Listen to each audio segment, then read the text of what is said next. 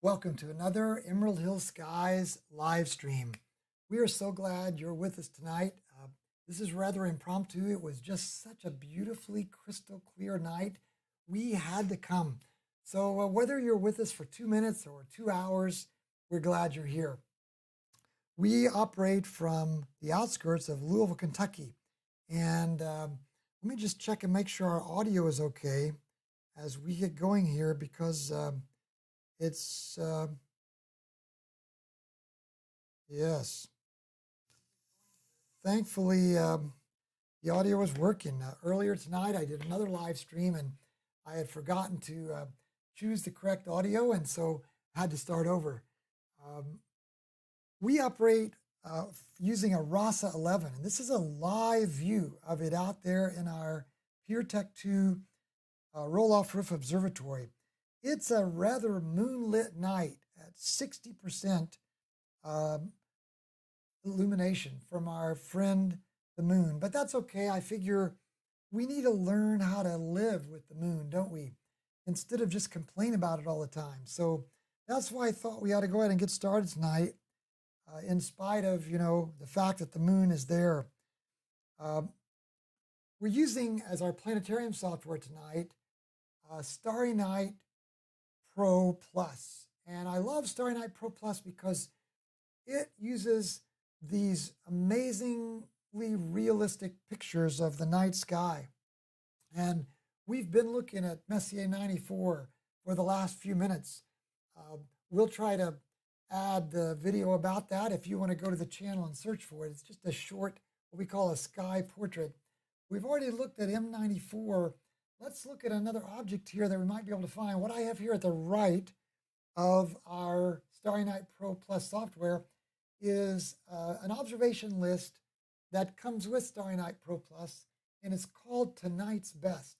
And it dynamically populates this list with what's visible in the night sky that you might find most beautiful in the place where you're observing and at the altitudes that you have available with, taking into consideration your location. You can see double stars here on the list, and we could go look at those. Here's Cor Caroli, one of the 2 stars, and Canis Venetici, the hunting dogs. Here's an open cluster that might be worth going and looking at. It's designated as MEL 111. So let's open up the information screen on that. MEL 111. So it's not listed in the Messier catalog or even in the Caldwell catalog. And it's an open cluster. Looks like it's plenty high in the sky, about 76 degrees. And we don't have any log entries of ever having observed it before. So let's see what we can learn about MEL 11. Let's go there right now. So what we'll do is we'll right-click on it and center on it first, and that'll cue it up in our planetarium software. So you'll see that we're kind of rotating the sky over to Coma Berenices. And it looks like that in Coma Berenices, it's right off the tip of this little open right angle that's there. By the way, if you've just joined us on the live stream, welcome. We are glad to have you, and would invite you to kind of let us know where you're watching from tonight. Let's look at some of the other constellations that are around Coma Berenices and get our bearings here. We're actually viewing, let's see, this would be toward the south, maybe even a little bit toward, what would that be? Let's crunch in a little bit here. A little bit toward the eastern part of south. Good to have you, Dennis. Thanks for joining us for a few from out in Colorado. Welcome. So this would be east, or rather south-southeast. South-southeast. And you can see that if you can find the Big Dipper and sort of look away from the handle and come over to through Canis Venetici, you arrive at Coma Berenices, and you get to this MEL 111 open cluster. So what we'll do next now is we will slew to that open cluster And what that means is just we'll move to that cluster. You can see our scope moving. By the way, the Hubble Space Telescope is currently rising. I've tried to chase it before, and it's just kind of hard to chase it.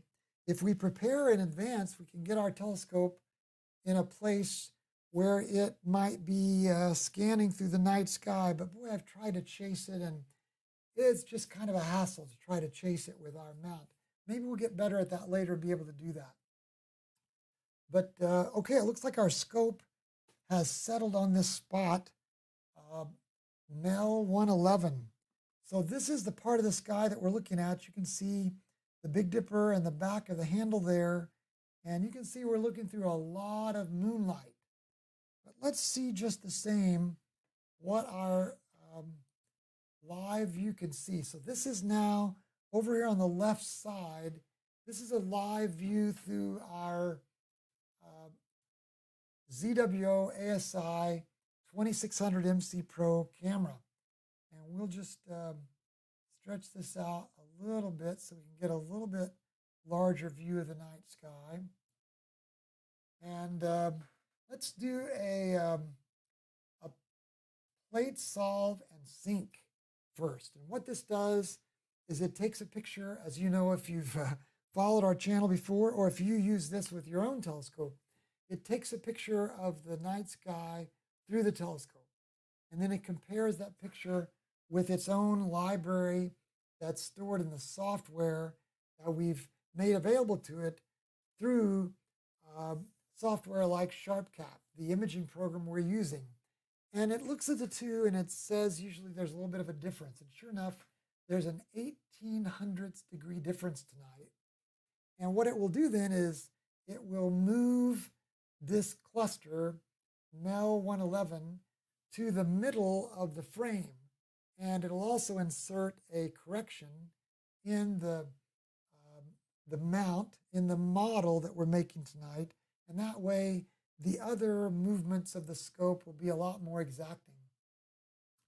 Now, I can tell you right away that I'm kind of seeing why this MEL 111 might not necessarily be a cluster that would be listed in the Messier catalog, or in the Caldwell catalog, either one, because this would not necessarily be a cluster that would stand out to me. It's very open.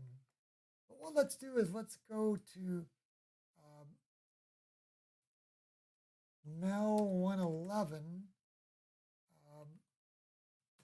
and see if there is an entry for this.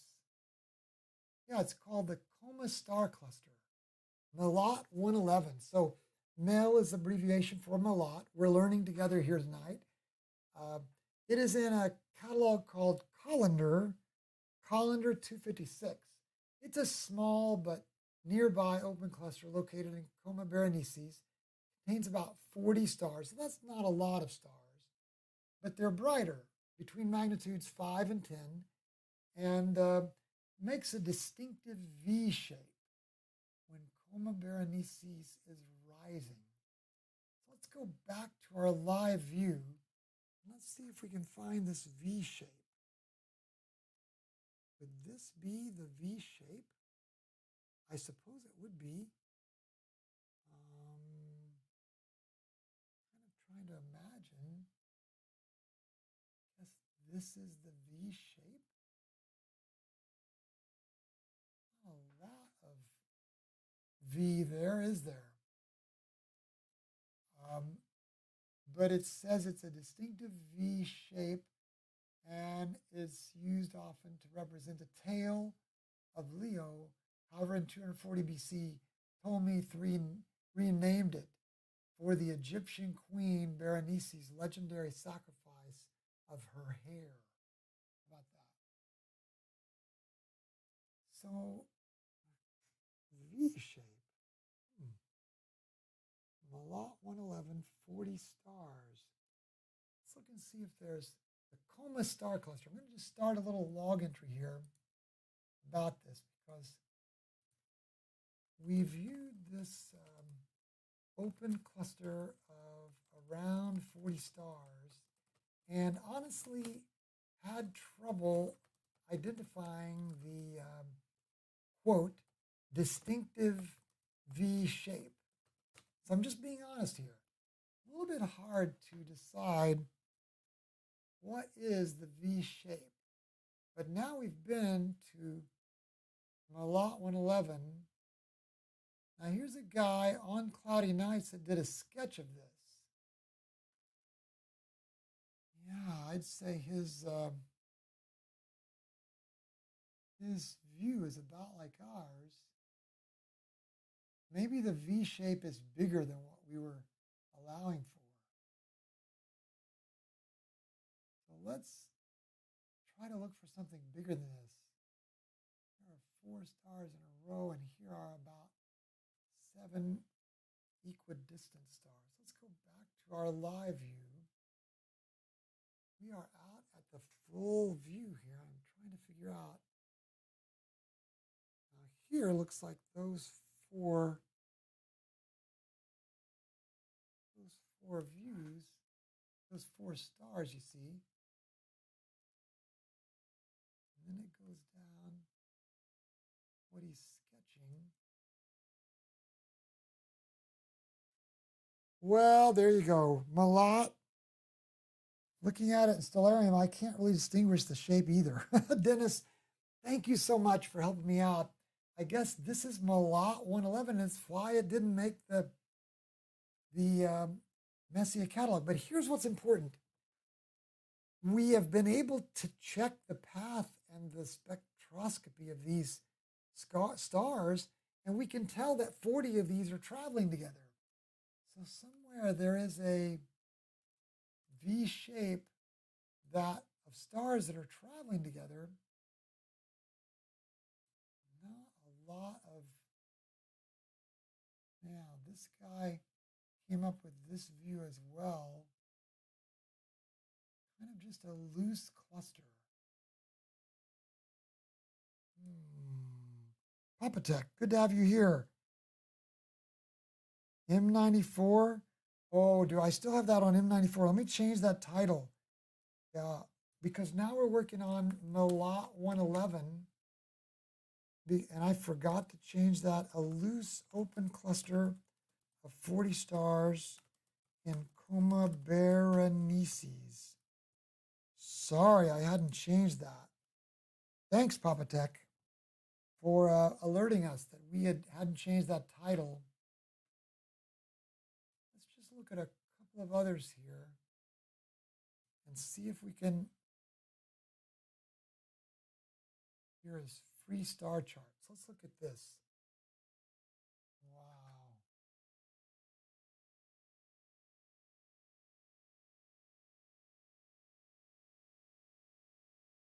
Okay, so I don't know if you're seeing this. Let's try to make this a little bigger. Is that Control Plus? Yeah. That enlarges that. I'm still not seeing it here, but let's look at his chart.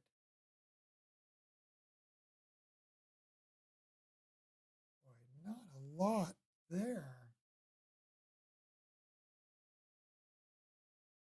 So I guess if we're looking for a pattern, it would just be those 4 stars and these 2 stars here. Let's go back one more time to our live view. So here we are in the live view, complete with this satellite trail here, making its way across our screen.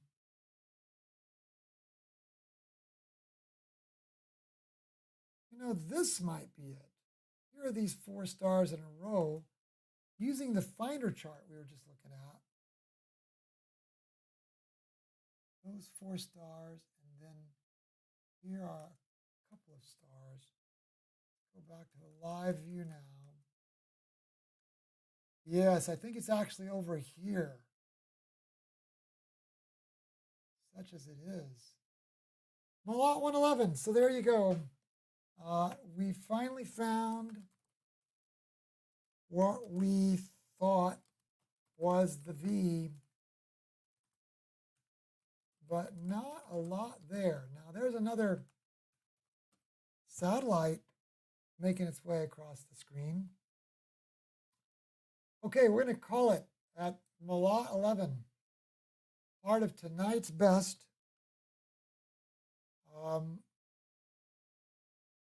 Let's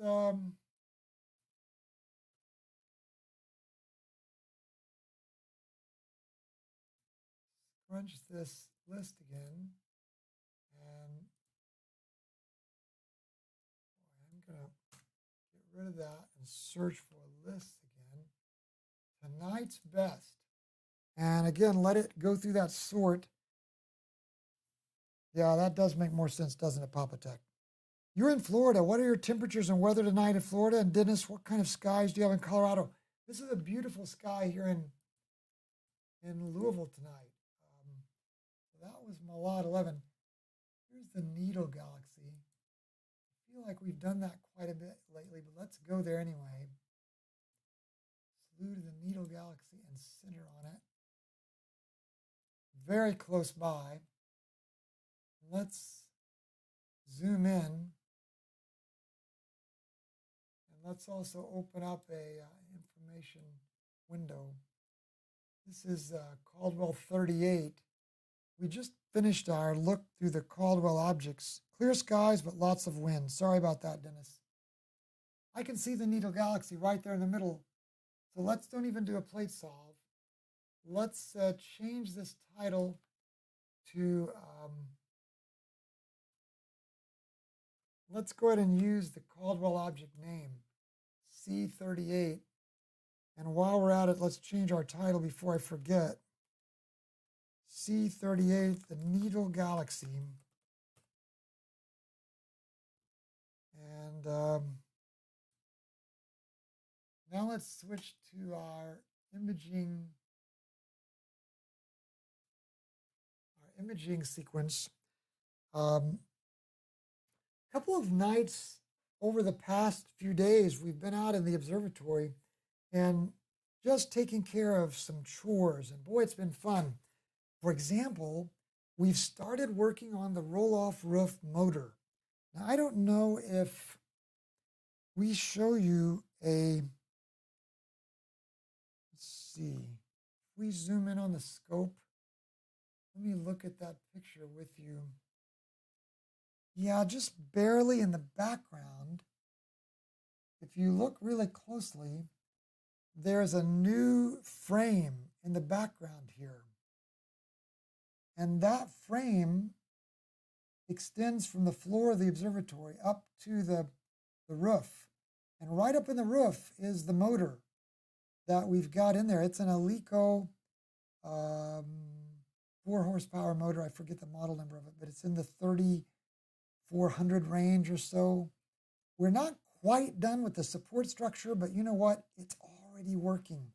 So no more having to use 2x4 to get up on a ladder and heave on that roof. It's just a lot of fun to see that motor at work already, and we're excited about that. Papa Tech, 63 degrees, high clouds, and yes, bright moon is about 60% illuminated here. So let's go back to our live view, and let's do a color balance, white balance, and then let's move our blacks. Set our new blacks right there.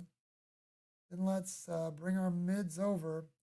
Another thing we've done the last couple of nights is shot new darks and new flats. And man, is it helping us. We're not seeing nearly as many of these hot pixels. If you've used darks before, you know that dark calibration frames help your camera detect which pixels have kind of gone haywire on you. And those pixels that have gone haywire, you just kind of have to take them out of the picture. And you got so many millions of pixels, they don't matter that much to take one of them out. But boy, if you leave that one in, it looks really weird in live stacking, and the color is berserk. So fortunately, we've been able to shoot new darks, and we also shot a new set of flats. And that's enabling us to get rid of a lot of the weird vignetting that we had. So you can see that already after just 2 minutes, we've got a nice view of Caldwell 38, the Needle Galaxy, framing up here. Our focus is courtesy of Nina, the new Hocus Focus plugin. And wow, is it working great. It's focusing in about 2.5 minutes flat, and it's given us really tight pinpoint stars. Let's zoom in a little bit more on this Needle Galaxy. You can see why it's called a needle. It's just one single straight needle of a galaxy. And what that means is it's a spiral galaxy, and we're looking at it very, very side on. Side on. That means that we're looking at it in line with its galactic plane. What if we go out here and do a search? I gotta reduce this back to the regular 100%. And let's do a search for Hubble Caldwell 38. And see what Hubble found. There you can see where we are in Coma Berenices.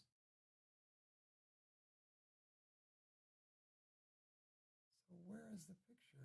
Is that it? That's Caldwell 38. Wow.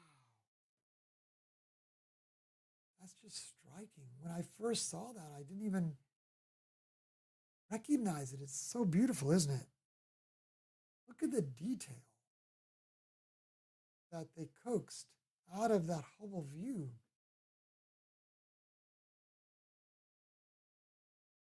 And again, here in the text, it's saying that it's seen almost perfectly edge on. It's taken with the wide field and planetary camera 2 on the Hubble platform. It provides a detailed look near the galaxy's core, which is largely obscured by thick ribbons of dust in the spiral arms. And we're seeing those spiral arms, so we're trying to look at the core through the spiral arms. We're not seeing a lot of the core, are we? Wow, now let's go back to our live view. We did a good job on this, didn't it? You can see we're still aligned pretty well here. Let's push our mids on up. Try to make that a little bit brighter. But honestly, that's with just 5 minutes of material, 5 minutes of data. That's the best we're seeing, but we can definitely see not only the spiral arms, but those dust lanes. We last observed this on April 7th. And that was when we were completing, like I say, our walk through the Caldwell catalog. And this was the opening night of that walk. And we mentioned that it was the first time that we had observed this object. And we said, unfortunately, clouds handicapped our seeing. And yet, we were still captivated just by what we could see. Well, in our log entry tonight, we can say crystal clear skies gave us a great view of Caldwell 38, even after just 2 minutes. At 6 minutes, we could see those clouds of dust obscuring the core. It did indeed resemble a needle. Wonder how thick that is in light years. Wow, good question. I don't know if we get that here. 40 million light years away from us. Magnitude of 9.6. And just for reference, for those who are new to astronomy, mostly around magnitude 5 is the best we can see. So this is not a naked eye object, but with, I suppose, any telescope. It wouldn't have to be a very large telescope. This would be pretty easy to pick out we go to the Wikipedia entry on it, let's go Caldwell 38 Wiki and see if it gives, check here, is it NGC 4565? It is indeed. See if it gives that width.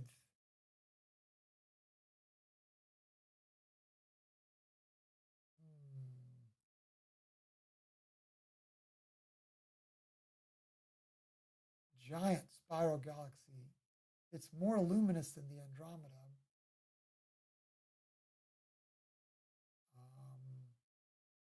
Cannot judge among the various options.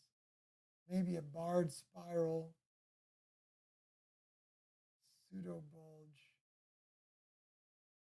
two satellite galaxies interacting with it.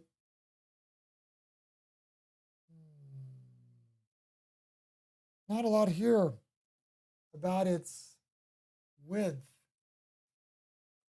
Width of Caldwell 38 in light years.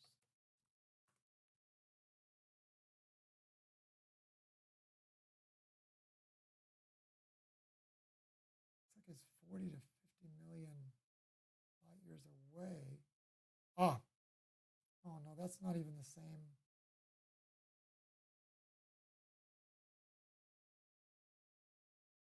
Look at this, nightskyinfo.com. Never seen this.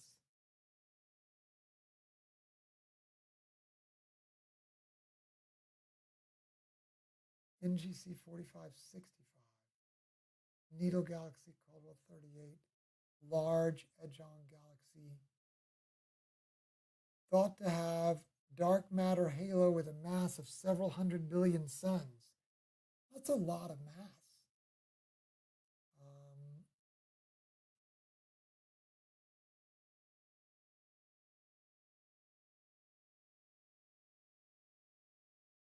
Boy, not seeing a width.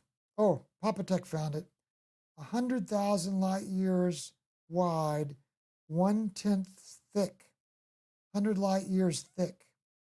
What was your source for that, Pier-Tech? We're curious, just because we want to have that great source that you did. That was great that you found that.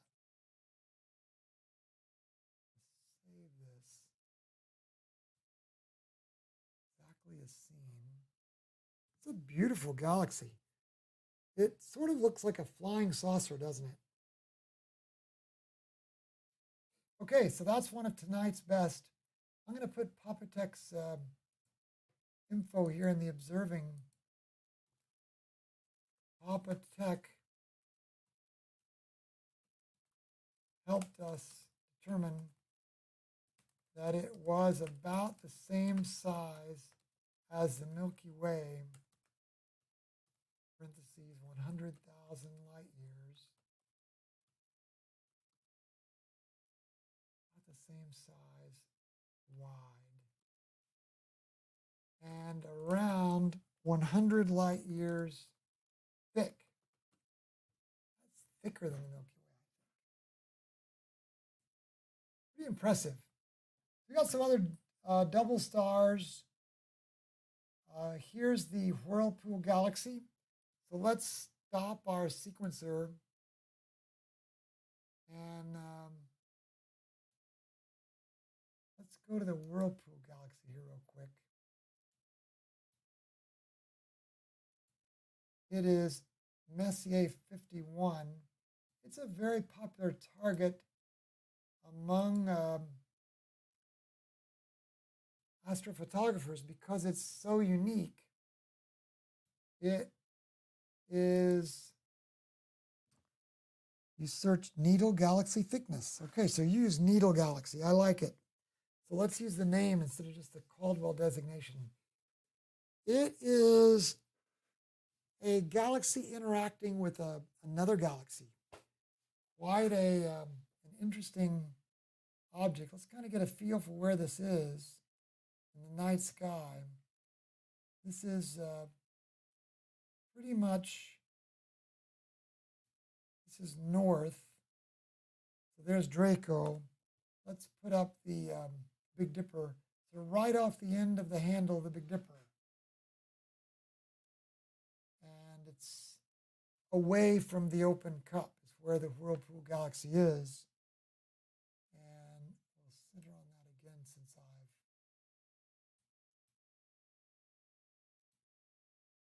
looked at other things here.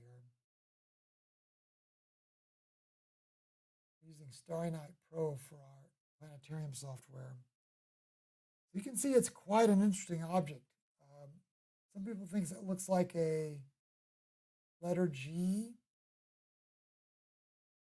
Let's go over to our, where you can already make it out there. Let's change this to M51 and change our title to M51. The Whirlpool. You can see why they call it the Whirlpool.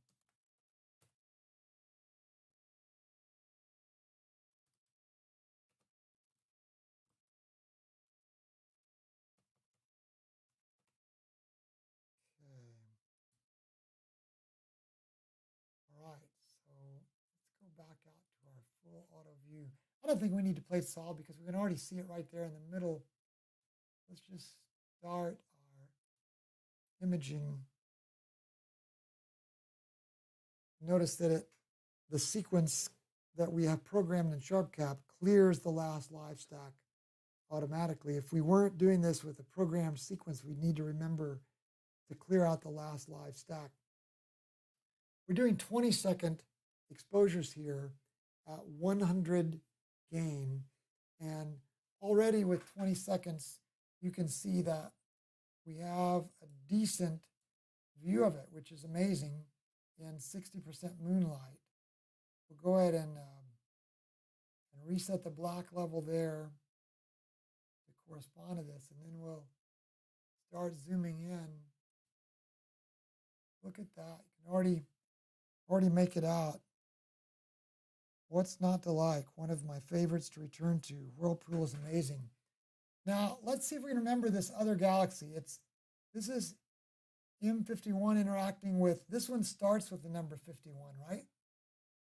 Is it 5146? See if we can look this up in some of my past observations here.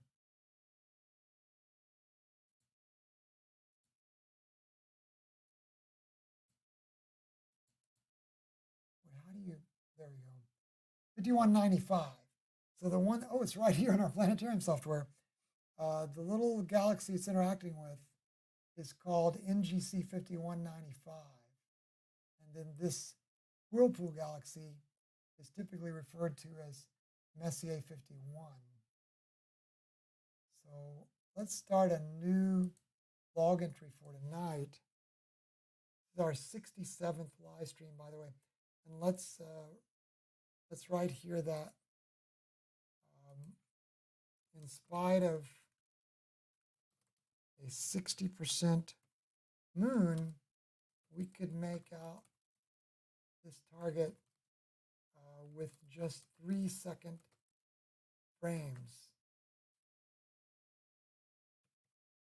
before live stacking. So this is a beautiful and a bright object. After 2 minutes of live stacking, it was already possible to see the star forming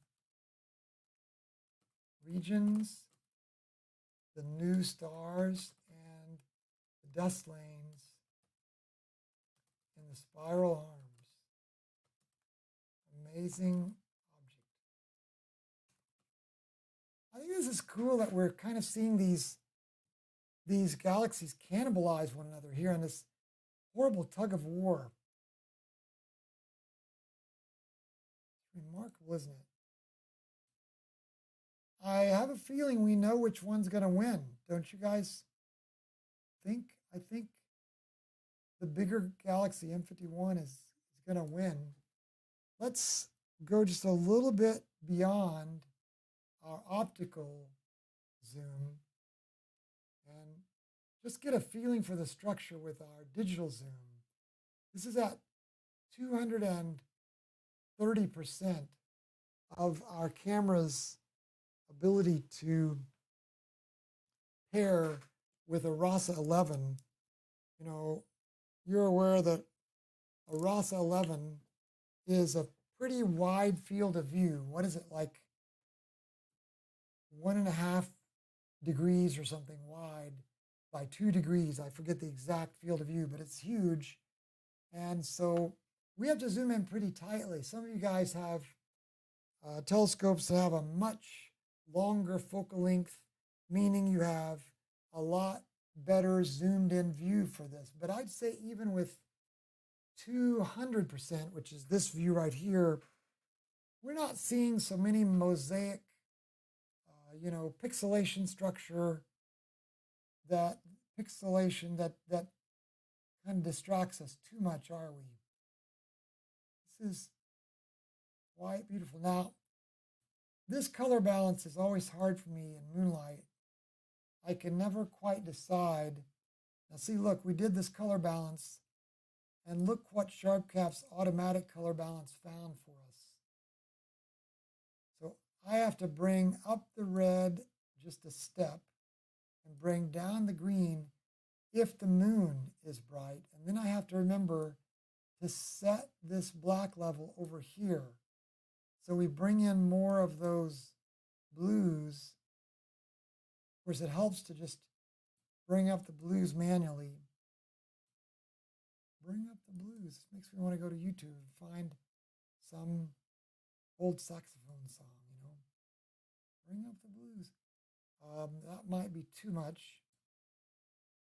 But in a bright moonlight, and keep in mind, we're running the Celestron light pollution filter. And honestly, I think that pollutes the sky a little bit. So we already run standard with 65% reds and 65% blues in the side panel over here under image controls in SharpCap. So we're already beefing up the reds and the blues in our color balance before we ever even start down here in the histogram. But I feel like that's necessary a lot of times with the Celestron light pollution filter. My lock screen on my phone is a pic I took of the Whirlpool. That's awesome. That's amazing. Well, this is 5 minutes. And honestly, I think 5 minutes is quite enough with this RASA 11 combined with this ASI 2600MC Pro. Look at all that star-forming material that it's slinging out. And look how it's reaching out there and grabbing NGC 5195, I think it was. We had to play with the color balance quite a bit to get a picture-perfect color rendition, due in part to the 60% moonlit night. A lot of guys won't even fool with 60% moon. I mean, we're just what? Are we like 3 or 4 nights away from 90% floodlight illumination? This is a beautiful picture of, I think, not a bad picture anyway, of M51. So let's save that. Wow. Look at all that stardust. It's amazing, isn't it? Let's back out to auto again and pull down these colors a little bit and bring this over so we get a little bit blacker sky.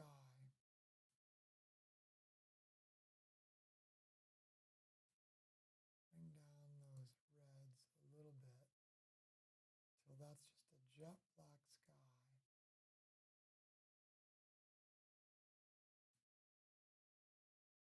It's better.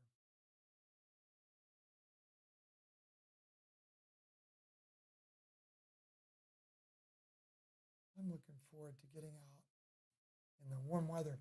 It's actually pretty warm tonight. Let's see what the temperature is out there on the scope. 68.5 degrees. I'm looking forward to getting out there and perfecting this back focus and perfecting the adjustment for tilt using this Octopi-Astro camera interface.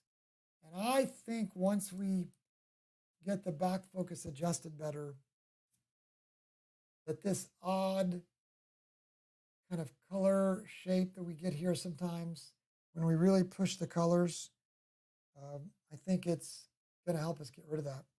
So Papa-Tech, you did 36 5-minute exposures. So that's 2.5 hours. And you said sometimes you just have to stack some pics. Love that. Dennis says, can't wait to get my new observatory finished so I can get back out there. Dennis, that's awesome. Remind us what your observatory is like. Is it a dome or a roll-off roof? You guys are aware that this is the observatory we have here at Emerald Hill Skies. It's a roll-off roof, meaning the roof completely rolls off, revealing the scope. Then we raise it on that pier that you see there in the middle. It's a height adjustable pier. It gets it up above the edges of the walls. It's a roll-off, Dennis says. Well, that's awesome. We'll look forward to seeing some nice pictures of that, Dennis. Okay, we're going to say goodbye to M51 and get ready for the next target.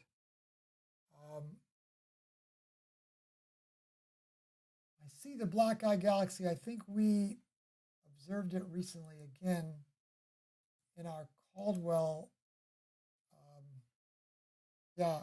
April 1st. We were just there. So let's skip over that. Mizar is a double star.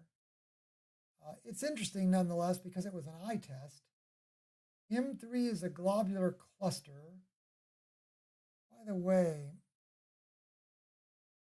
one of the things I wanted to get to tonight was the Hercules cluster. There we go. Let's go to the Hercules cluster next, just because I happened to see it in another video this past week, and I thought, that might be interesting to go see the Hercules cluster.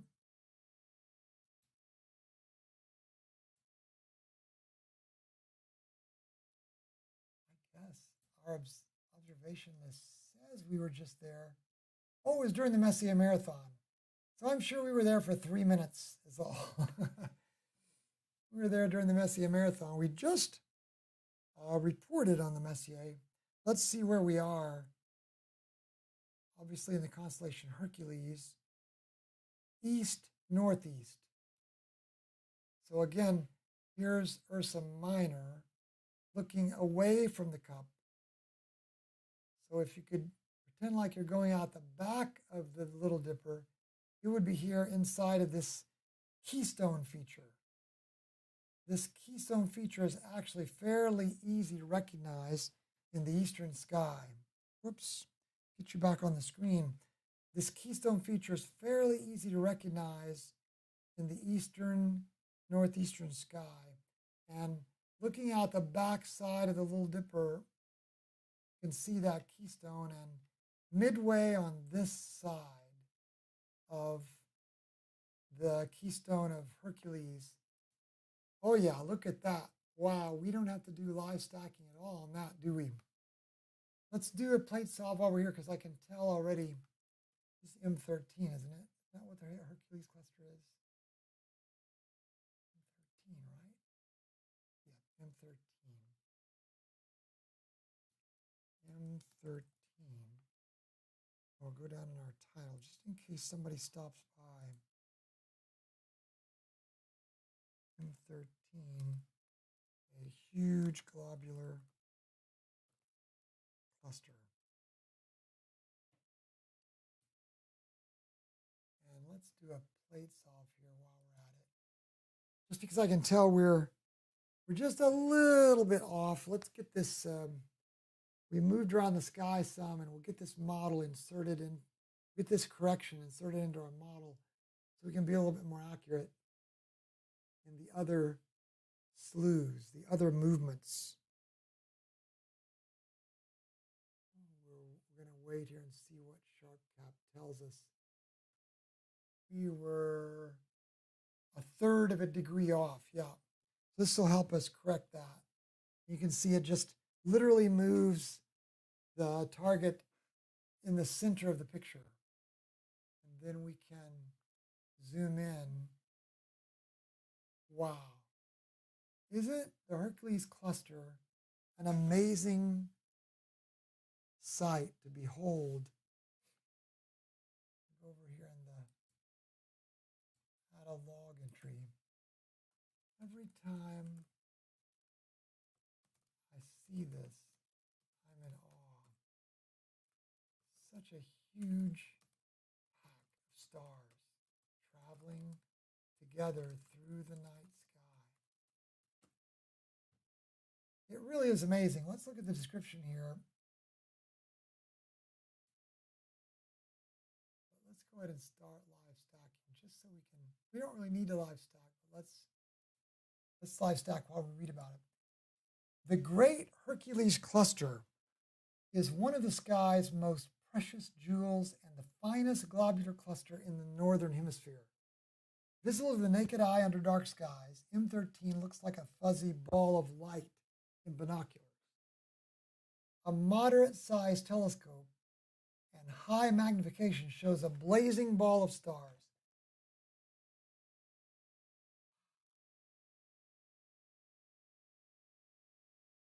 That is just awe-inspiring. That picture you're seeing there is a live view through the telescope.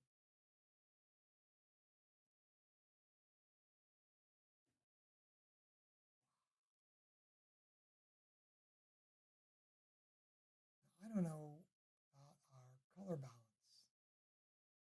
You? It doesn't look quite color to me.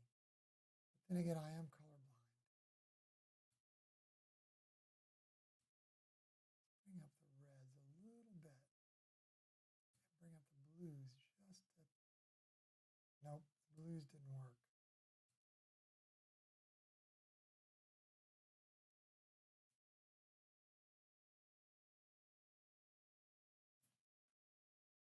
Papa Tech says, I love globulars. Makes me realize how small we are. Wow, that's for sure.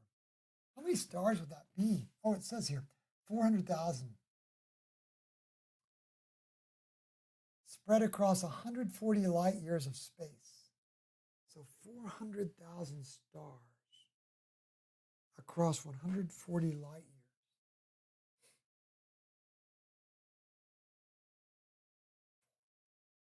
Stars! Oh my goodness, sorry. Just dropped I reached my phone without looking for it, and I dropped it. I'm just going to go to my calculator here and make sure I'm doing this math right. If you have, see, we want to do stars per light year. So it would be 400, yeah, no, 4,000 stars per light year, right? 140 light years are about 3,000 stars, 2,857. So around 3,000 stars per light year. Wow, so to put that in perspective, our closest star is about 4 light years away. What if there were 3,000 stars in just 1 light year? Can't even get my arms around that. Imagine what that view would look like through the night sky.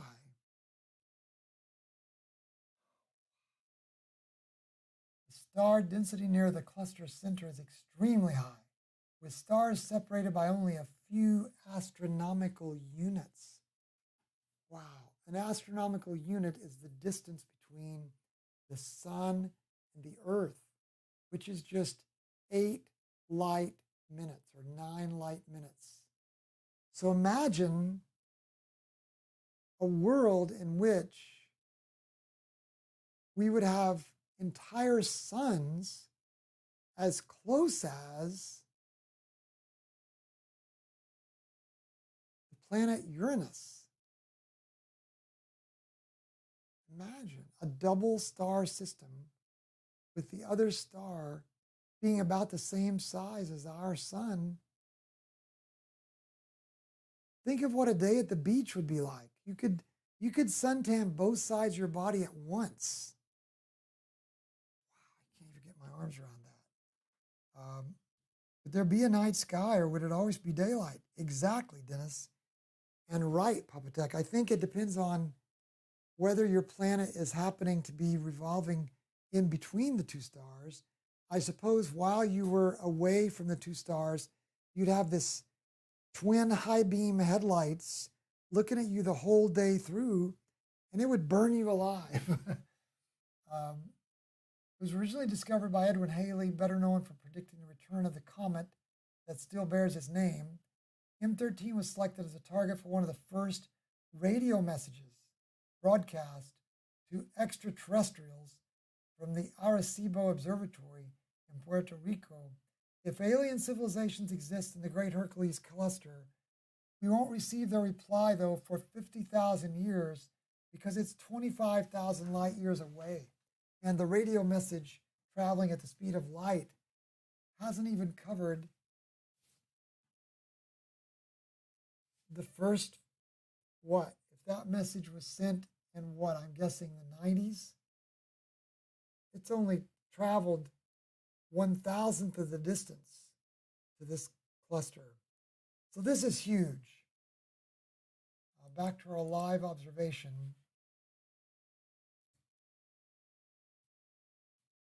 I'm just going to say here, seeing this cluster, Pier-Tech commented just how small we are.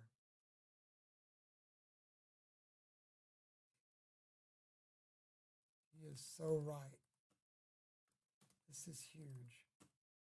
And packed. And densely packed.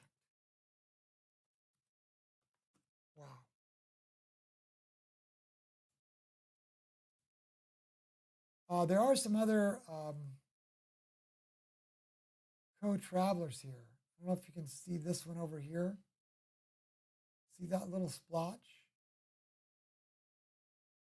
And boy, here I bragged on my new darks, but there's some hot pixels. Where's another splotch?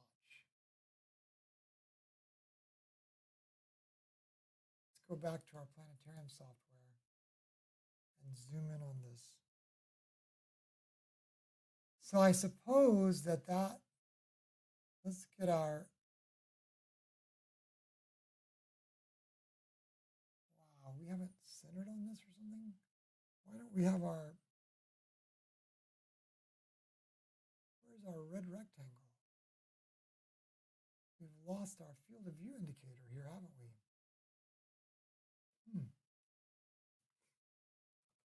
Field of view.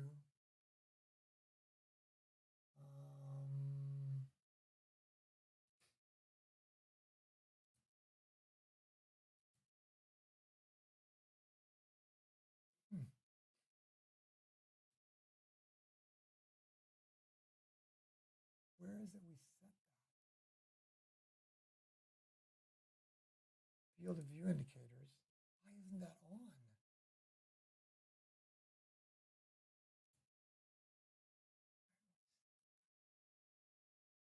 What happened to our field of view indicator?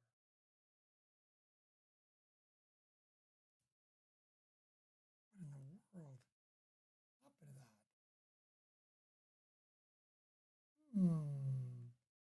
It's kind of disconcerting, isn't it? And why are there so many?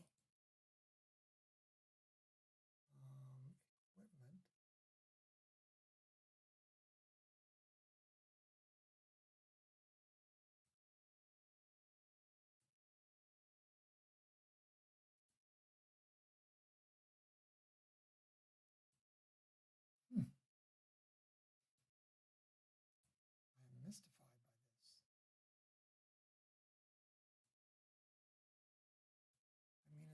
always been here. Something got reset.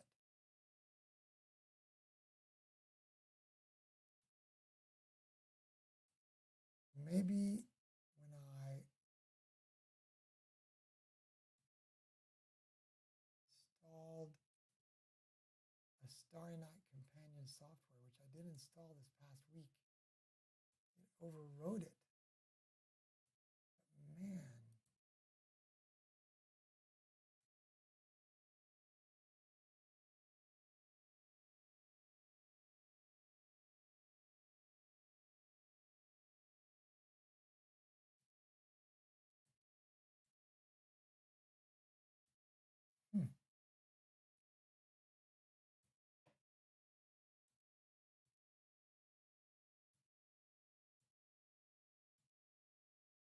From equipment, the telescope is the RASA 11, the camera is the 2600.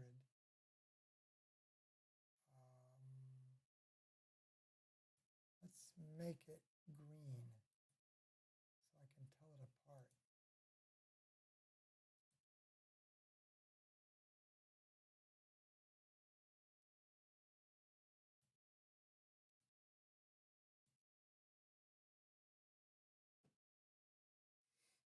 I'm still not seeing it. What happened to our field of view indicator?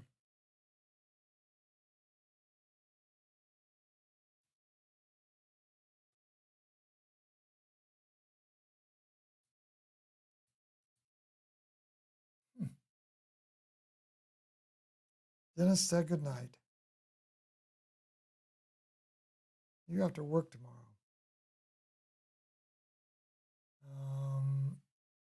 This is M13, isn't it? Let's do an altitude sort and go back down to this. And they're already centered on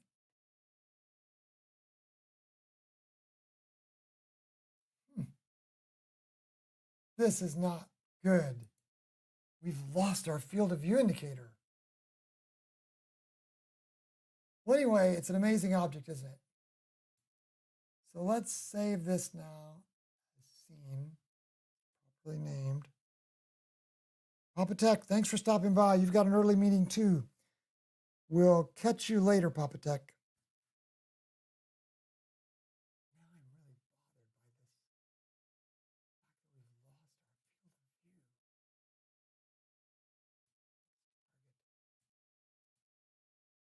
we've lost our field of view. I'm going to go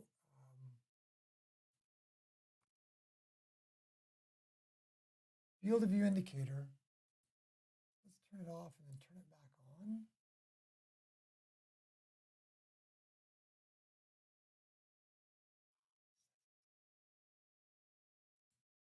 Oh, there we go. So we can turn it off there, turn it on here. So it needed to be checked. And so what are all these? That's just a hassle, isn't it? Delete, delete.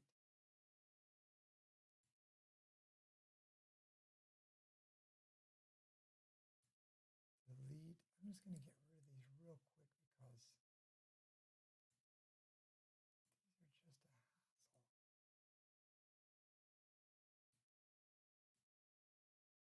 What we're doing here is deleting multiple field of view indicators, and we don't know how they came into being. The only one we need is for the only telescope we have. And we don't use a finder scope. We don't use a Telrad device anymore. I mean, I still own a Telrad in my box full of old gear. Telrad, you know, is one of those finder devices that you mount on top of your telescope. We don't need those anymore because we're not even at the telescope. We're 200 feet inside and building 200 feet away from our telescope. so we don't really need a finder on the scope. We use plate solving and an accurate mount. All of these, is that erasing? Yes, it is. So truth be known, the only field of view indicator that we really need is really just for that RASA 11 with the 2600 camera. These others just got bloated in here some way.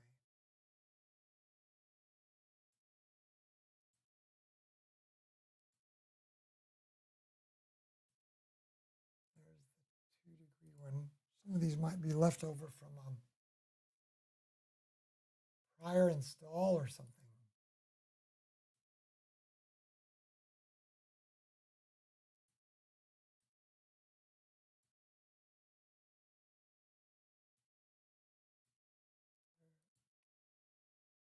rid of that 1/2-degree one.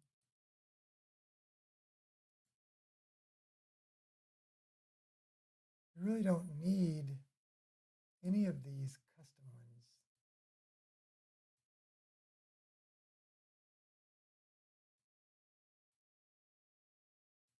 Wonder if we can mark them.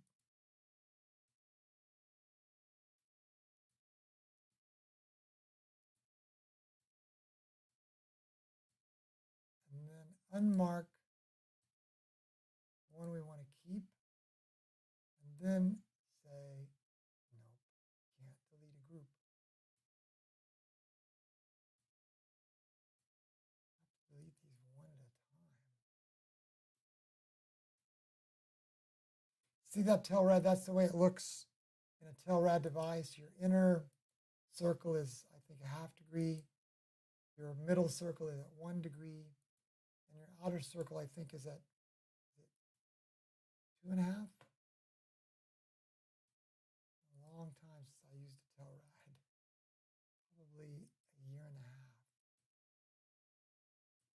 With EAA, you don't really need a Telrad. If you're still on the live stream there, let us know, please, where you're logged on from. Because we're glad you're here in the middle of this Eastern time zone night as we're deleting old fields of view from Starry Night Pro. Sometimes they don't feel like they delete very quickly. It feels like sometimes it takes multiple deletes. Why is that?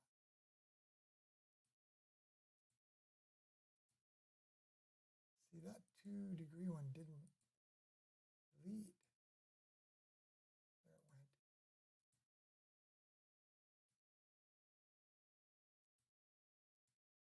I have a feeling that these field of views came about by using different software apps like Sky Safari and Starry Night Pro. I think they both create these field of view listings. We're almost done. If you'll just be patient with me. One more. That one didn't delete this time. There it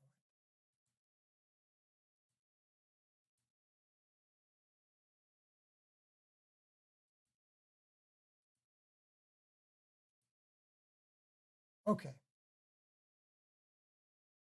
Now,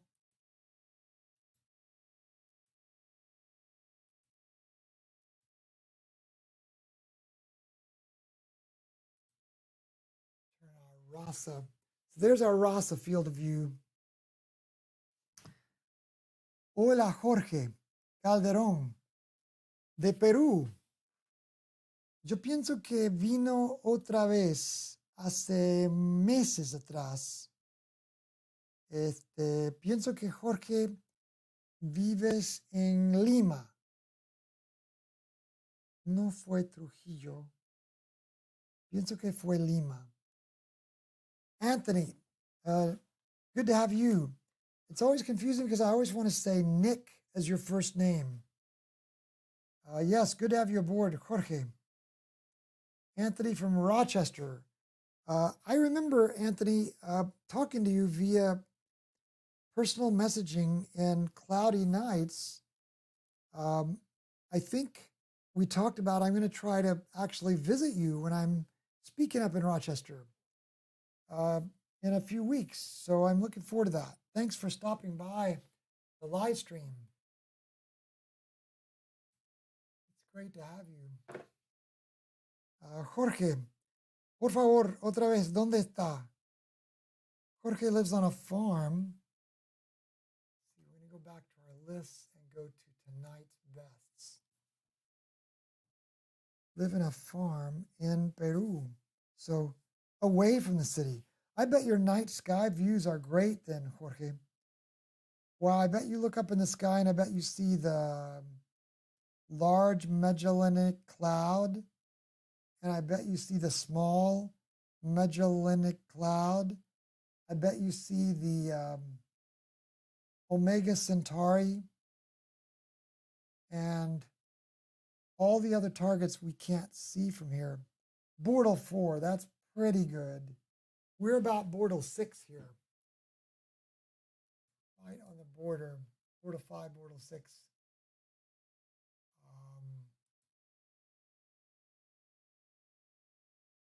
Okay, we're looking down through, that was M13. What do you say we go back to,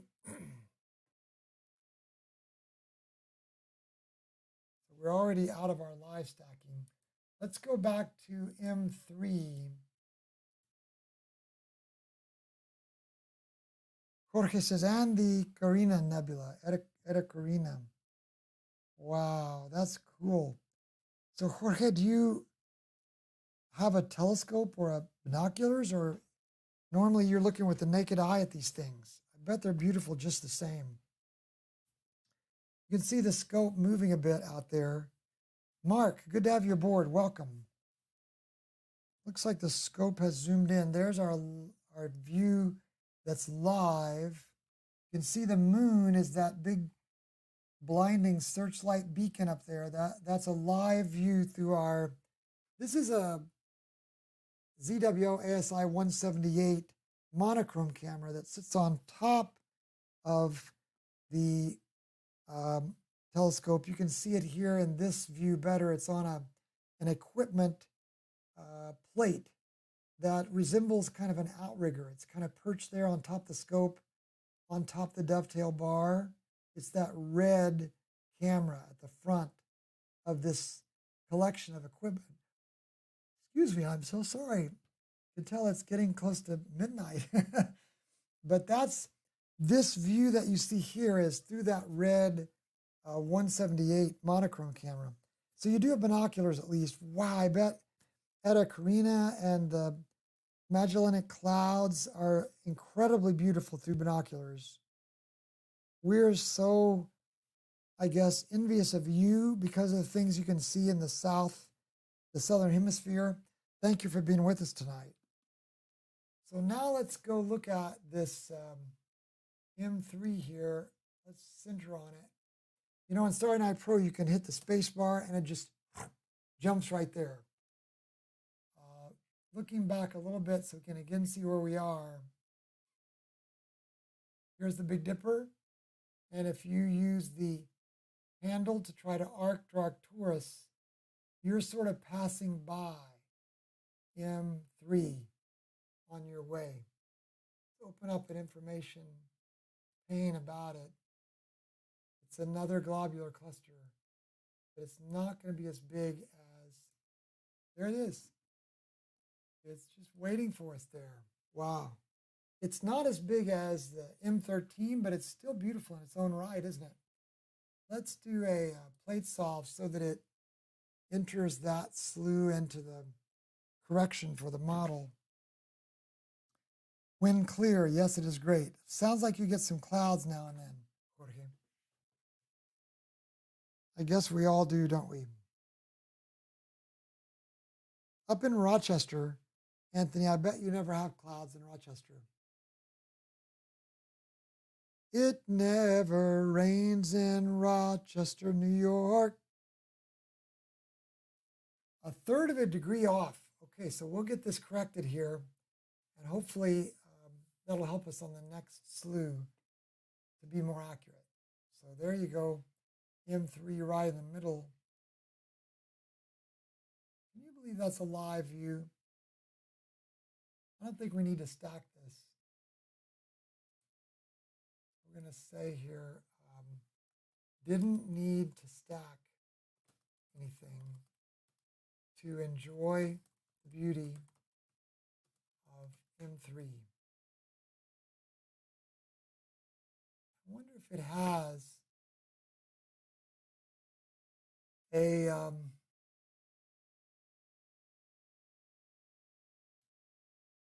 nickname, like doesn't say anything. Don't you think we should nickname these globular clusters? Those are so beautiful. What would you nickname this? This is a live view of it. What would you call this if you could nickname this? Sorry, it's cloudy down there tonight. Mark, you just came in from EAA yourself. You looked at M3 yourself.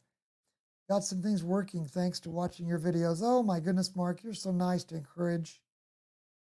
We never believed that that kind of thing could happen. So you were looking at M53 as well.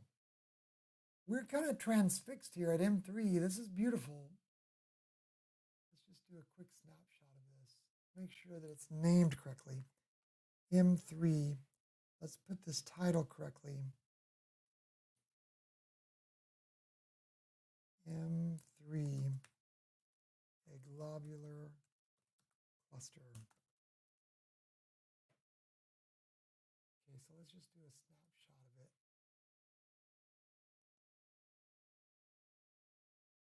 Beautiful. I wonder if the temperature has changed much. It's down to 67. I bet we've dropped 2 degrees in temperature. So let's just pause. It's 11:42. Let's just pause for a moment. We're not live stacking. So let's take this camera offline and let's open up Nina.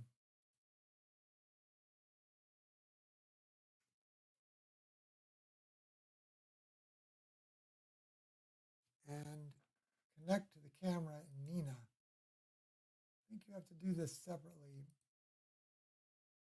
Connect to the focuser also in Nina. Okay, so those two connected correctly. And now let's go to imaging and click start autofocus and let it do an autofocus run. In the meantime, I want to say one more time, I've been working on a motor to try to open and close the observatory. I don't know if you can see it very well. If I walk out there and gesture at it, you're not going to be able to see it. You're not going to be able to hear me, because we'll lose the microphone. But it might be a fun experiment to walk out there and do that. Let's focus first.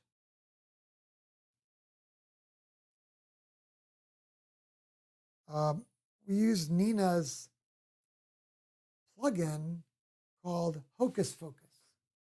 And the Hocus Focus plugin is by a programmer in Nina who just does this on the side as a labor of love.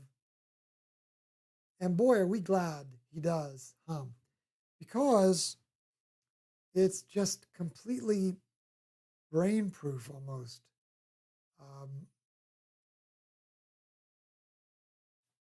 Let me put you back on the screen so you can watch this focus happen. It moves the focuser a little bit at a time across several settings.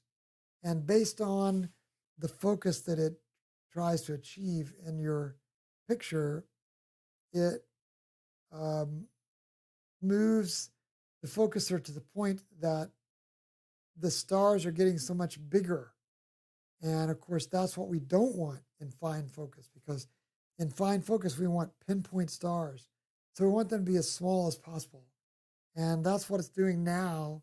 It's finding the spot that we went past that was a case in point of the stars being just very much pinpoints. It moves past that point, and now look at it going up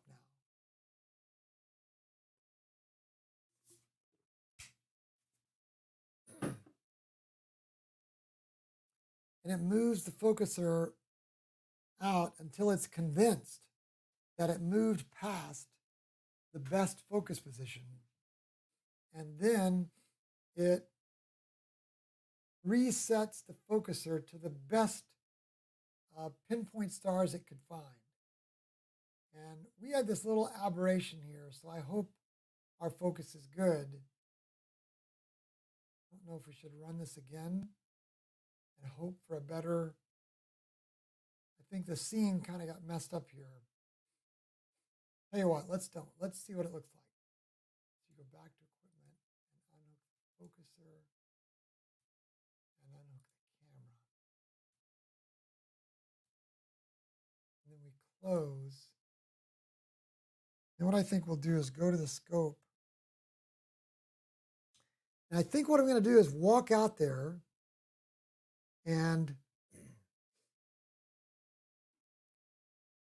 I'll have to lower the pier and set the telescope. We could already set it to the 0.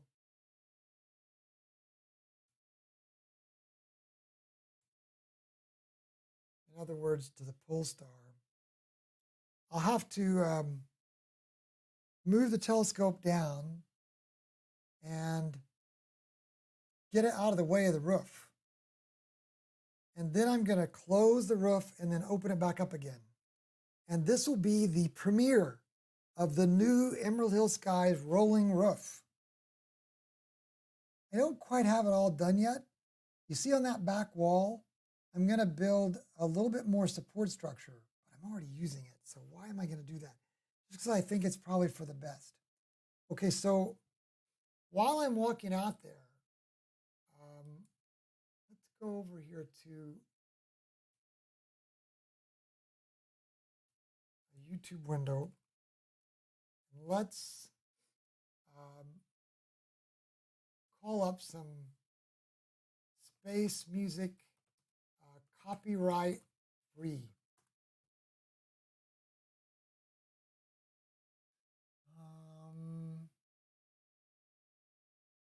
How do I know if it really is copyright free? Space music, no copyright? Do you think that's truly copyright free? It's just 2 minutes though. We need longer than that. Mark, you're nice to encourage. How will I know if it's not copyrighted?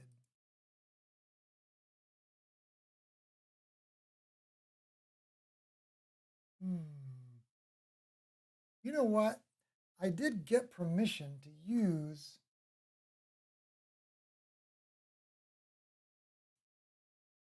wonder if I still have it marked. I got permission to use from one performer. It was some decent music. But now I can't remember. That's bad, isn't it? I should have saved it. We need to just find one that says it's copyright free, don't we?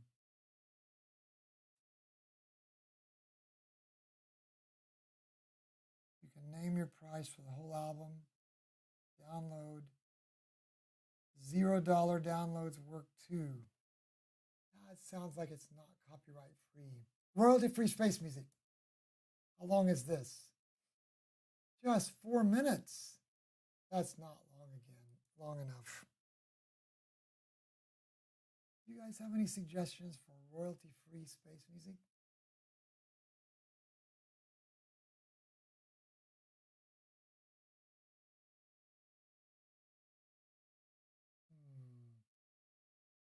Royalty free music. No copyright, just 2 minutes. thinking something about maybe, here we go, Voyager cinematic space music,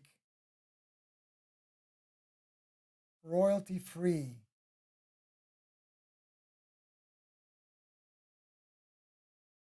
Okay, we're giving thanks to Johnny Easton for this music. Thank you, Johnny. Now let's listen to it. Let's see.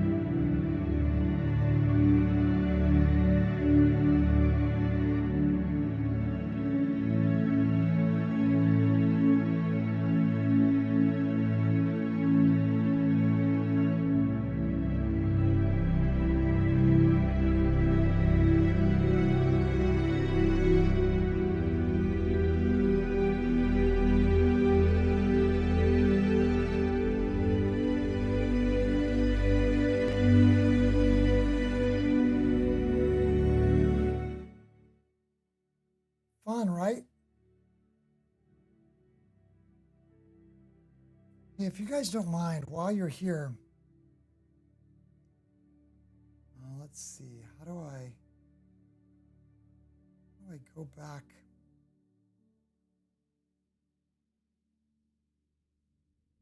Thank you, Jorge. That's nice of you to watch tomorrow. Mark, if you're still there, or Anthony, would you guys tell me when this music sounds like it's the right volume? Can you still hear the music at all, or is it maybe, I don't want it to really be like competing, but I don't know how to, when I'm talking, I can't ever really hear whether I'm the right volume, whether the music's the right volume. Mark, thanks. Can you tell me, can you still hear the music, and is it the right volume, or is it too soft or too loud? I've always wondered, could I play music behind this, but I don't want it to compete so much. Okay. Wow, thanks. So I'm going to look on my meter here. That's peaking around 50 decibels below, whatever you call that. 50 decibels below zero. A little louder? Seriously? Wow. Because that's peaking at 40. And my voice is peaking at somewhere in the neighborhood of 15 or 20. Boy, thank you, Mark, for helping with this. I always wanted to take time, and I just had never been able to take time. So it was fun doing the roof, wasn't it? It was kind of an interesting experiment. Thank you for being a part of that. Now let's go back to our mount panel and enable tracking again.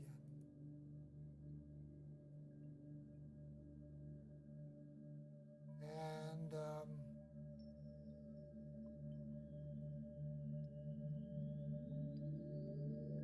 now let's go back to the no more than where you are now, in my opinion. No more than where you are now. Okay, so in other words, don't ever turn it up any louder than this, you're saying. So that's about 35. So let me just err on the side of caution and put it at somewhere in the between 35 and 40. All right, that's fun. Now let's connect the camera again and go back to the screen. And the volume, yes. Okay, so I think, well, let me think. I need to go back here and set a new 0 point. Then enable the tracking. Okay. As I hand moved the coach away from its clutches, I had to set a new 0 point. Well, we've got the last half hour. You can listen once the video is uploaded to see what you think. Yep, exactly, Mark. Mark, what time zone are you in? Remind me. Because you're up kind of late. You were looking at M53 also. Let's look at the M53 that you looked at. M53.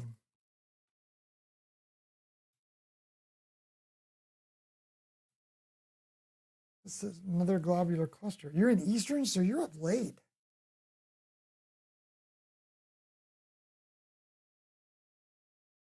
Okay, and let's slew to that.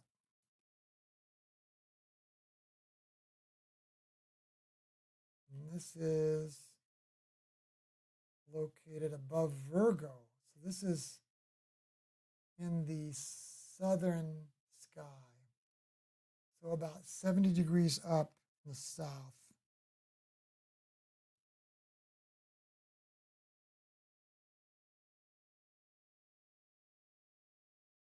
Oh, that's a nice globular cluster, isn't it?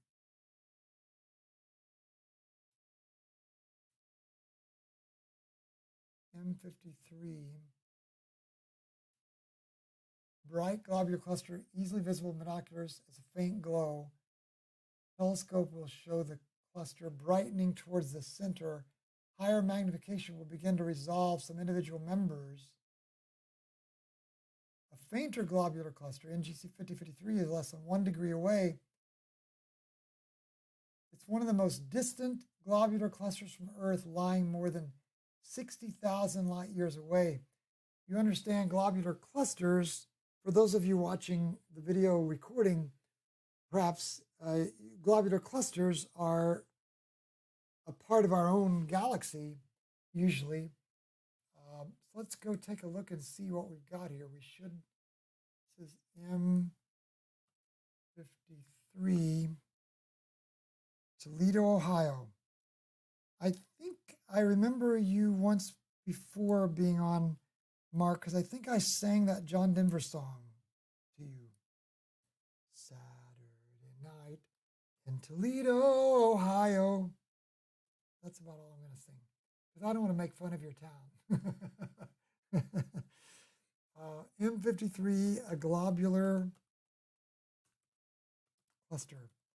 But John Denver sang that in Toledo at a live concert, and I just think that was so unkind, uncouth.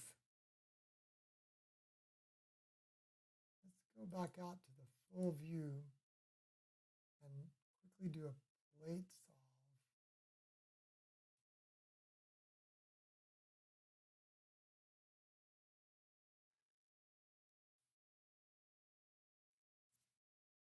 Oh, we've lost our, did I close the music? Well, if I'm going to have to, can we find John Denver, Toledo, Ohio song, copyright free? It won't be, will it? So we're not going to play it, because if I play it, I think they'll yank the video off. So I think all these will be copyrighted. Look, these people are not John Denver. Only this guy is really John Denver. But I don't think I can rebroadcast it, so I'm not going to do it. But anyway, that's what I remember. Oh, look, right there it is. That's beautiful. Wow. Okay, so let's just quickly do a few stacking frames of this.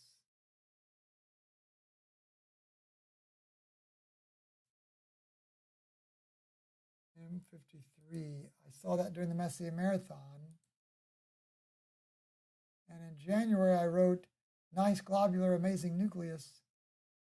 And on February 20th of 2021, I said, Apache blob. Apache blob. What kind of observation node is that? You got to do better than that this time. Okay, so on a night with a 60% moon, we could see globular clusters with no problem. What size scope do you have, Mark? I'm still very new at EAA. Globulars are some of the easiest targets for my light-polluted backyard. Black screen on my end. Oh my goodness, you're right. Sorry. Thanks for telling me. I was changing the title a while ago and forgot to change back to the screen. Okay, so now we'll do a color balance. And move the blacks to the new, make this the new black. We officially discovered this is the new black. And then we'll zoom in. You can use the control mouse wheel combination. You know, this looks as beautiful as M13, but I don't know that we hear a lot about M53. Thank you for your patience on that, Mark. Let's go here and say M53 wiki.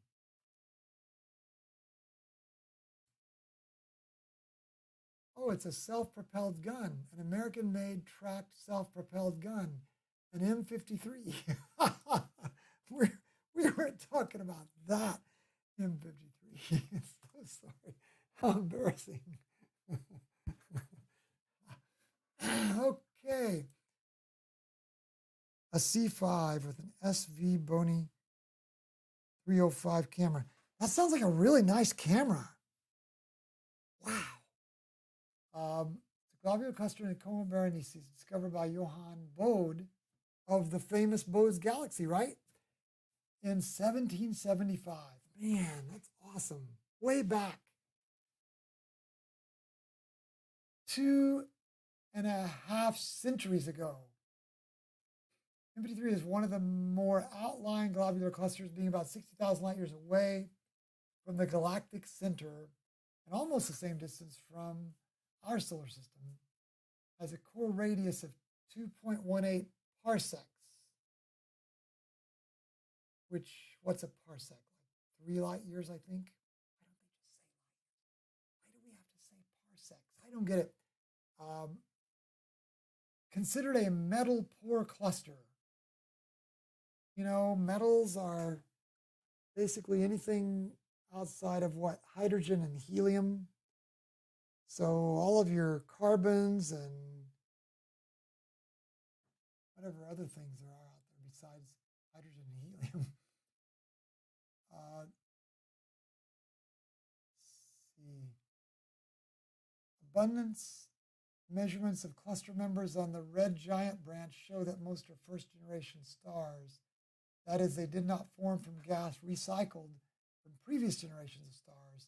This differs from the majority of globular clusters that are more dominated by second-generation stars. So in other words, I guess this means they're younger. Displays various tidal-like features, including clumps and ripples around the cluster. That's interesting. Tails among the cluster's orbit in an east-west direction.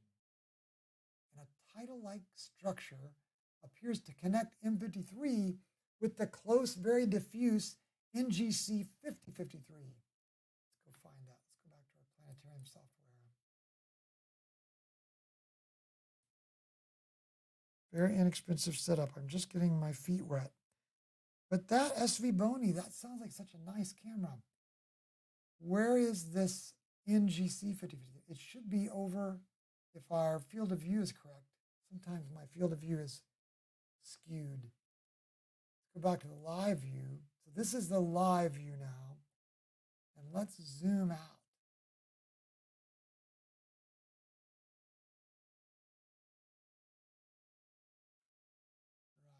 I don't see.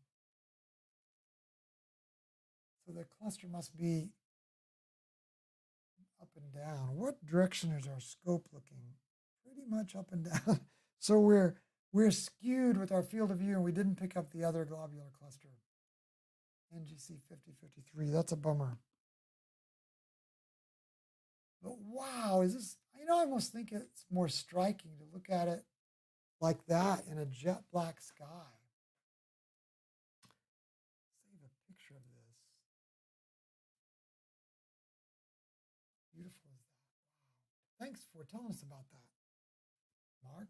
Really grateful for the tip.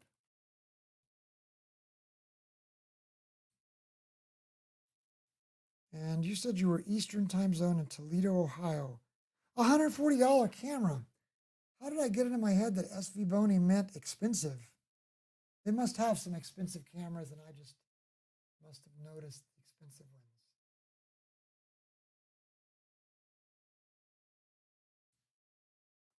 This cluster is filled with first-generation stars.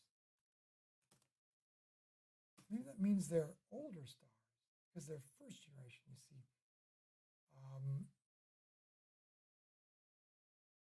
One of the farthest globs from our solar system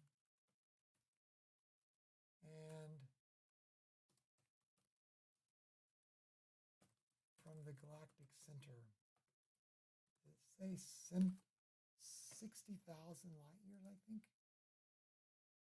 Yeah, 60,000 light years away. 60,000 light years away. Fantastic. So are you using Stellarium for your Planetarium software, Mark? Because it's actually a really good program. It's a good application. Okay, we have 15 minutes left. What would be the best object left here?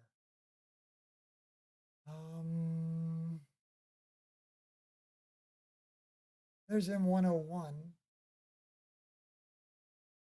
but I've seen that a bunch.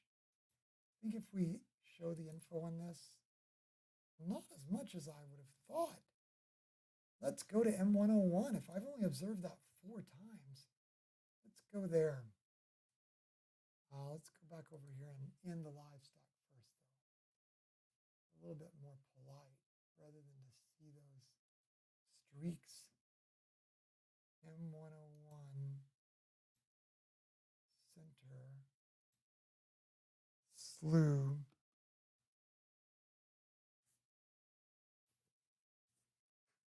So M101 is that is a famous spiral galaxy that's kind of iconic, if I remember right.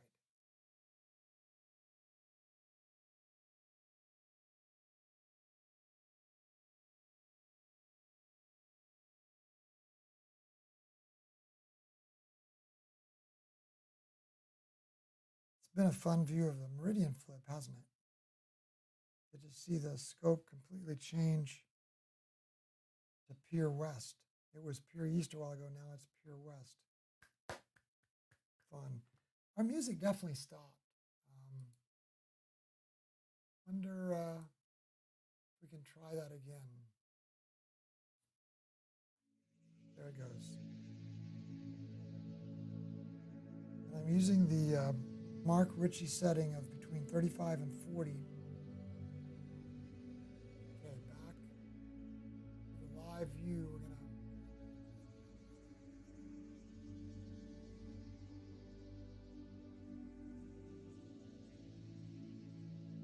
boy, this is not visible. Let's place on this. Because maybe it's just faint enough that it's not showing up. I don't see it anywhere in that frame. You know, I just love astronomy in general. I love EAA. I think I like it partly because you can do it in light pollution. I'm in Bortle 6 on a moonlit night, a little loud now. Okay, thanks. It must depend on what they're playing too. It was 1 degree off. Why is that? Anyway, it's going to correct here. I still don't see it in the frame. I don't think. Okay, so let's change our title to M101. Go down here and change this title to M101 Spiral Galaxy. And then let's go back to this screen and switch to start imaging. And then here was completely invisible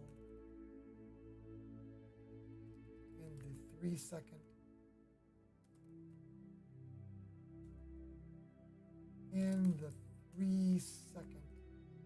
subframe.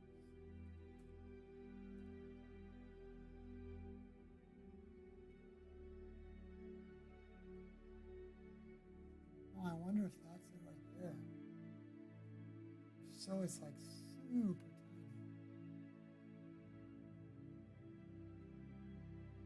That is it. Okay, let's do a color balance.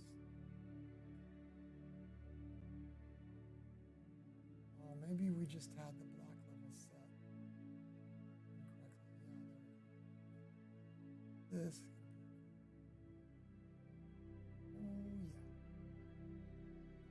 Well, that color balance is not correct yet, but you can start to see it form up there. M101. See what it says about it here. 170,000 light years across. That's like almost twice as big as the Milky Way galaxy. Takes up a large area of sky, almost a half a degree in diameter. In long exposure photographs, it is a striking face-on spiral. Visually, however, it is difficult to observe detail due to its low surface brightness. Thus, it explains why it was invisible when we first went there. But with EAA, we're already seeing it after just 80 seconds. It's rather easy to locate as it lies close to the naked eye double star Mizar Alcor in Ursa Major. Let's go over to the Planetarium software and let's take a look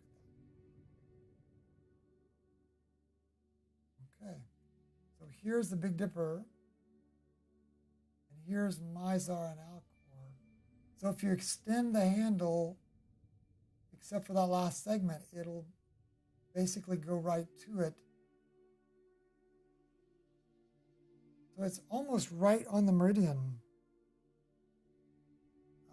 The galaxy's diffuse glow can be spotted in binoculars, but a telescope in dark skies are needed to get a glimpse of the faint spiral arms. Well, I think we're going to see it using EAA. What we're doing there is we're doing a color balance and then setting the black level kind of right on top of the crest of those color peaks in this case, because we don't want to. Look what happens when we make it so black. If we make it black enough to make the sky completely black, then you can't see the galaxy anymore. So we have to keep it up a little bit, like maybe just barely to the left of the crest. And we'll bring the blues down one more notch, and then scoot up the mids. Maybe that's too much on the blues. Maybe bring the reds down a notch. No.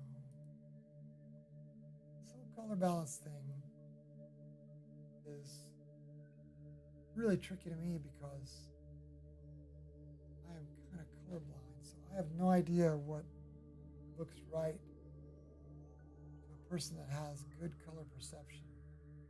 That's probably too much sky glow, isn't it?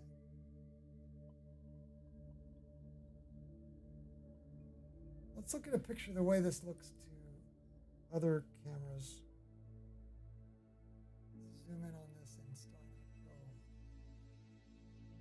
Pro. Nice. So this has kind of a frosty, greenish white looking look, doesn't it? At least in this picture. So let's see if we can get that frosty, greenish white looking.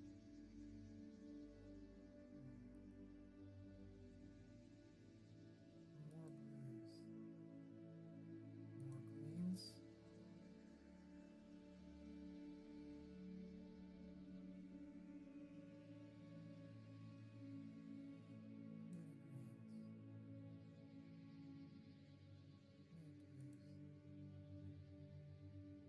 I mean, it's just a little bit arbitrary, isn't it? Color matching. I think I get in too big of a hurry. And we should do a color match and then wait for a minute.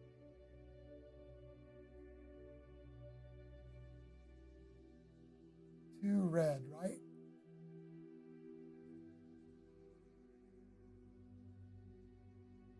Too green, right? Actually, maybe that's not green.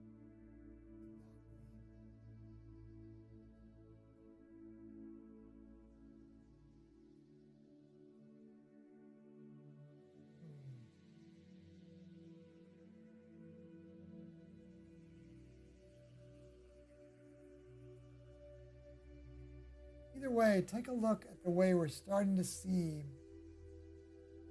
the star-forming regions in the arms. We're starting to see at just 5 minutes, we're seeing a lot of this structure.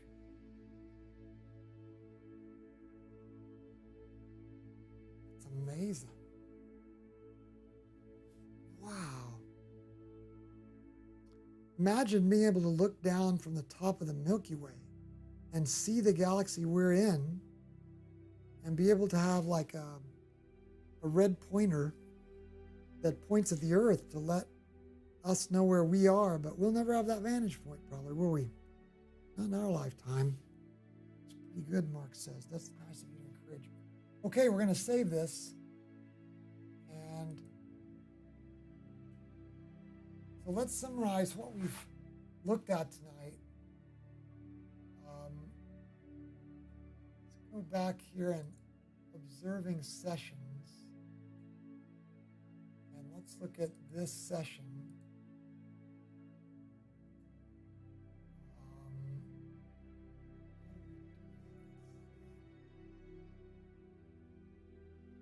Observation logs, which just show all the sessions. It's almost easier to go to Live Sky, isn't it? In Live Sky, if you've kept your notes,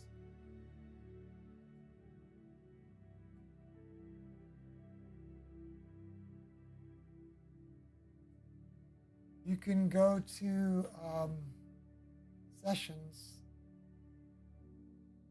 and click on this, and it shows you the things you've observed. So we went to M94, Malat 111, Needle Galaxy, Whirlpool Galaxy, Hercules Cluster, M3, M53, and M101. So 3, 6, 7, 8 objects, which is pretty much par for the course. I'd like to get up to around 10 objects. But we did do the thing where we went outside and rolled off the roof for a minute. That was kind of fun. So we did several different things, but probably the highlight is this. This is by all means the coolest looking object, isn't it? Look at that. You see all that modeling in the arms, all that star-forming material, and look, you can just imagine that these are new stars forming. Now, I don't know if they are or if they're stars that are, I kind of like to pretend that maybe this star is in between us and this galaxy, but I like to think that these stars are in the arm. Definitely these fuzzier stars are in the arms. So this is a pretty cool object to end on. I just want to thank God for making this because this is really unique. Well, thank you guys for being here. Mark, thanks to you for taking part. It really helped having you here. This would have been super boring without you. Thanks for being here. And for those of you watching this and recording, if you feel like you'd like to, go ahead and hit subscribe so that, and maybe if you don't mind, if you want, you could hit the thumbs up, like that you like this. If you like content like this, I hope you'll do that. And then the bell you could click on if you want to be notified when we're doing observations like this. Thanks for watching. And this was kind of a quick ad hoc. We didn't announce this in advance, so nobody kind of knew about it. Thanks to people who tuned in live and make it more fun, like you, Mark. You're saying thanks, but I'm saying thanks to you, Mark. So I hope you'll stop back by when we do this again. And God bless and have a great evening from Emerald Hill Skies. And we'll look forward to seeing you next time. Take care. Good night.